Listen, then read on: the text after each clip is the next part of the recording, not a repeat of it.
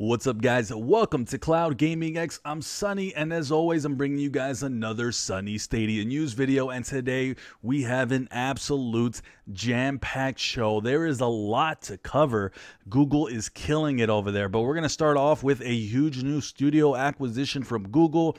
Achievements are finally here. Older Chromecast Ultras are finally working.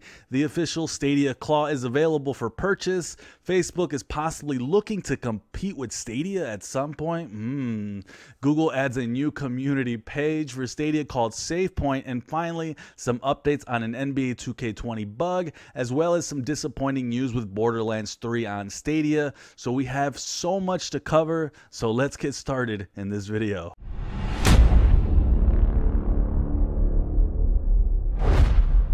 So the biggest news here is without a doubt Google acquiring Typhoon Studios. And if you're wondering who on earth and who the heck is Typhoon Studios, well, I don't blame you. As of today, it's the first time I've heard of them myself, but they are launching a brand new game here in a month in January on the 28th called Journey to the Savage Planet. It's a colorful co-op adventure with tons of exploring, and you're exploring essentially a huge planet with crazy looking aliens, and it seems to mostly be a sandbox experience where you just kind of do your own thing. The game looks really solid and something that looks really fun to play, but as of right now, there is no word if and when Journey to the Savage Planet's actually going to make it to Stadia. But if I had to guess, I think we're going to see it sooner rather than later at some point. So I'm going to go ahead and pay attention to this. But as for Typhoon Studios is concerned, they are a small indie studio, but with two gentlemen by the name of Reed Schneider, who is the former head of production for Warner Brothers Games in Montreal, and Alex Hutchinson, the former creative director for Assassin's Creed 3 and Far Cry 4. So if you're seeing a theme with the talent that Jade Raymond is collecting, then you'd probably be correct. Essentially, it's like getting the Ubisoft band back together, assembling the Ubisoft Avengers. So it's kind of funny to kind of see that. But Typhoon Studios will be becoming part of the team with Sebastian Poole, who I had talked about in a different video, and he's kind of the head of the Montreal studio down there in Canada, which I had reported all this a couple weeks ago. But now for some interesting information here. Jade Raymond mentions that Typhoon Studios is a full team of 25 industry veterans who started Journey to the Savage Planet 2 years ago and are just about to have a release, so that can give you guys possible timetable of how a game like Journey got built and how long it took to make it, giving us a possible window of when we could see a Stadia exclusive title. Now for my thoughts in general, I think this is pretty awesome. Bringing in two talented individuals with a team of 25 who have just built a game from scratch. You're bringing in people who have worked together and have already built what looks like to be a solid title. So really, this for me is really encouraging.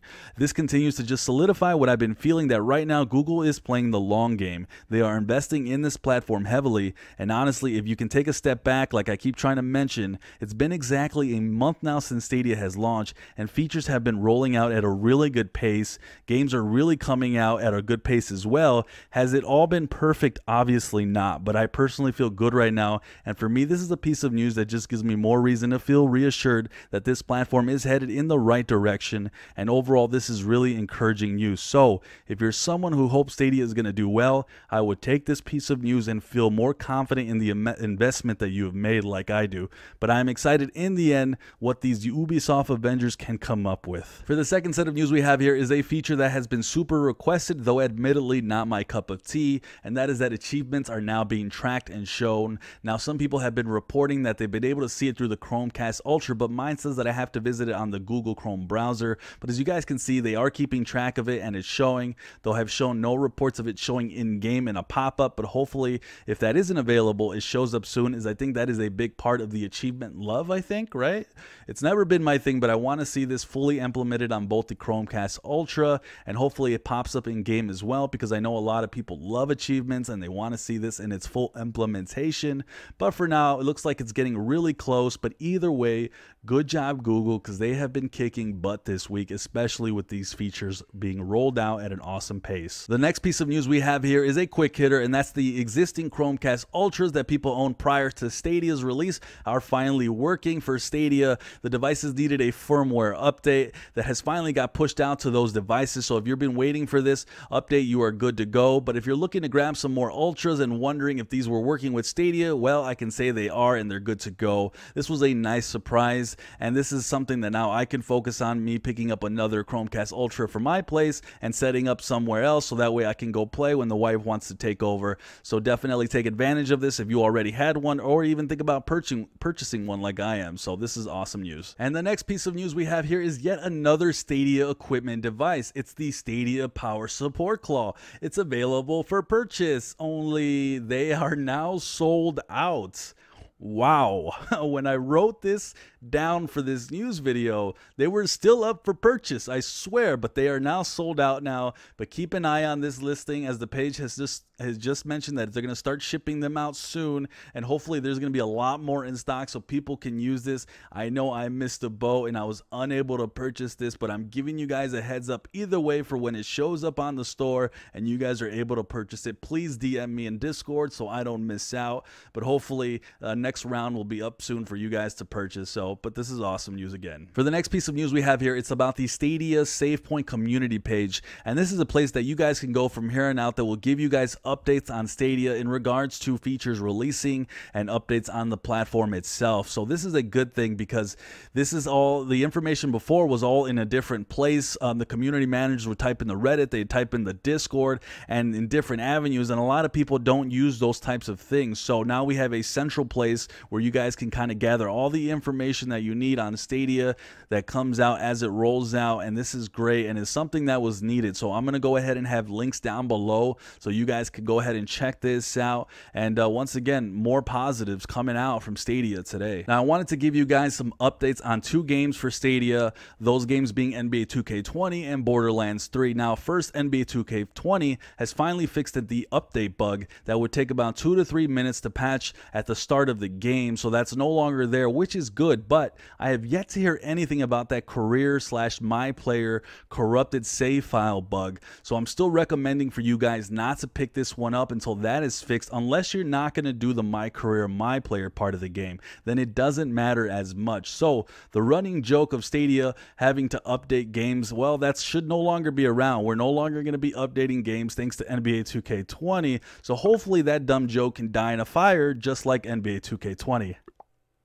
Then we have Borderlands 3, and if you guys aren't aware of Borderlands 3 on Stadia, unfortunately it got the launch day patch from months ago when it first launched, so it's missing a lot of the QA patches that fixed a lot of things like the micro stutters that I was experiencing during my gameplay videos. Not only that, but it doesn't have the new Moxie's Heist of the Handsome Jackpot DLC that everyone else has on the other platforms, but it's not going to be on Stadia. And as of right now, I'm hearing that it won't be coming to Stadia until early 2020, and this is an official statement from the Borderlands website. It also states on the website that they hope to have the Stadia version be in line with all the other platforms at some point in early 2020 as well. So this is a little bit disappointing, but I'm gonna be frank with you guys, and I'm gonna say that for the most part I was pleasantly surprised at the nice discount we got as pro members. Now I can't complain too much, but for example, Nintendo Switch, when they get an older game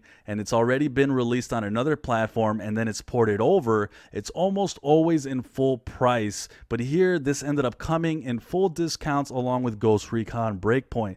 So I'm not gonna complain, but if some of you guys are unhappy, I totally get it. But alright guys, the last piece of news is a small one, and it's about Facebook. Now there isn't a ton of info on this, but on December 18th they purchased a company called PlayGiga, and they purchased it for about $78 million. An official spokesperson for Facebook wrote, "We're thrilled to welcome PlayGiga to the Facebook gaming team."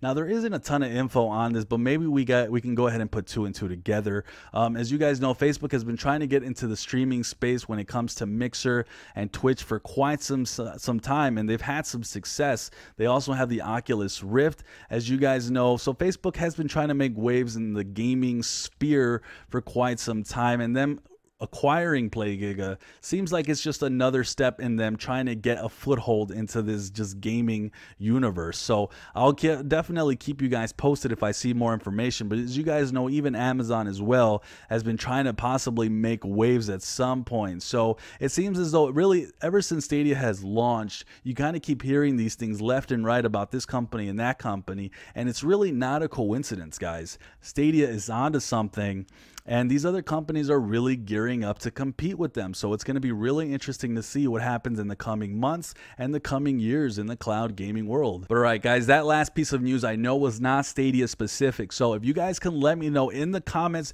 if you guys are cool with me adding cloud gaming news every once in a while to these news videos, or if you'd prefer them to be in a completely separate video. Let me know your guys' thoughts down in the comments, as well as any comments on any other the things that we talked about. The really big one that I'm very interested to hear your guys' thoughts on is the acquisition of that new studio, and if it gets you as excited as I am. If there's anything else in the comments, I will definitely be answering them myself personally, so feel free to let it all loose down there. Let me know your guys' thoughts. That's going to be it for me, guys. I'm Sunny here at Cloud Gaming X, and like always, I hope you guys all have a sunny day.